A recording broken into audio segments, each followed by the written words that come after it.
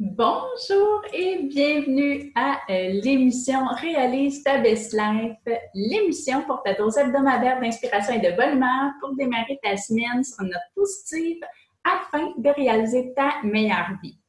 Je m'appelle Manon Coulombe et cette semaine, pour l'épisode 12, comme je l'ai annoncé la semaine dernière, je te parle de la mauvaise réputation du lundi.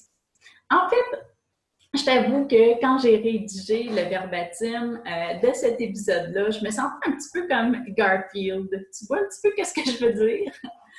Euh, je le sais, les lundis, c'est parfois difficile. Ils ont souvent une réputation négative.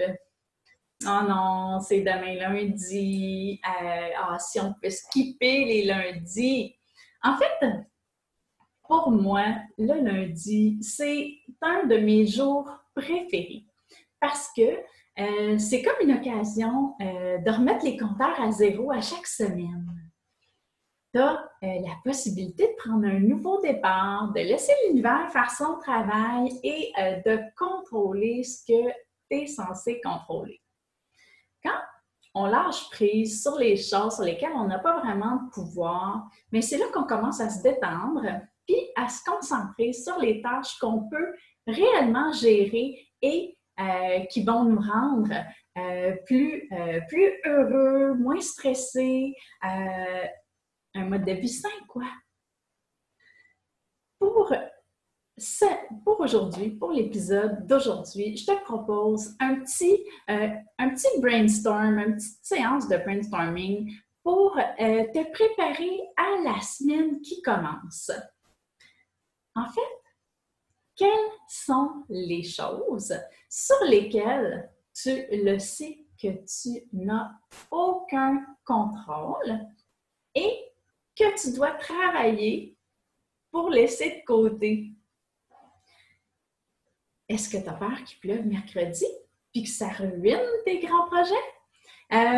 Est-ce que tu sais, est-ce que tu as une petite idée dans quelle mesure tu peux contrôler la température ou la pluie?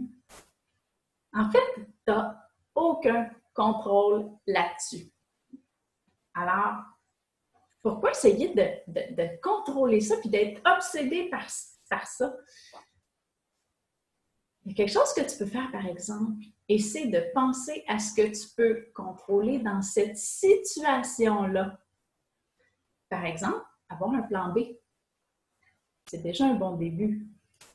Ça ne sera peut-être pas aussi parfait que le plan A, mais ça va certainement te libérer l'esprit. Tu peux utiliser cet exemple-là pour toutes les choses sur lesquelles tu n'as aucun contrôle ou qui pourraient modifier ton plan. Ça peut aussi bien être un collègue de travail qui ne rentre pas parce qu'il est malade, puis ça t'oblige à faire une présentation toi-même. Ça peut être un de tes cocos qui ne file pas, puis tu dois t'adapter, travailler à la maison.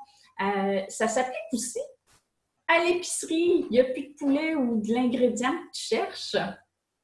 En fait, la liste des circonstances incontrôlables et imprévues, elle peut être très longue. Il suffit de continuer à avancer, d'avoir un plan B pour ne pas s'enliser dans la crainte de qu'est-ce qui va se passer ici. Alors, en revenant à notre brainstorm, qu'est-ce que tu dois laisser tomber cette semaine pour trouver plus de paix dans ta semaine?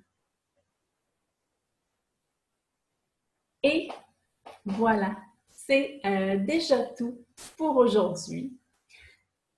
Dans le prochain épisode, je vais te parler de comment affronter tes pensées effrayantes. Je suis tellement excitée de voir le nombre de personnes qui ont visionné le dernier épisode, que ce soit sur le podcast ou encore sur YouTube. C'est vraiment une belle relance de l'épisode Réalise ta best life, ça.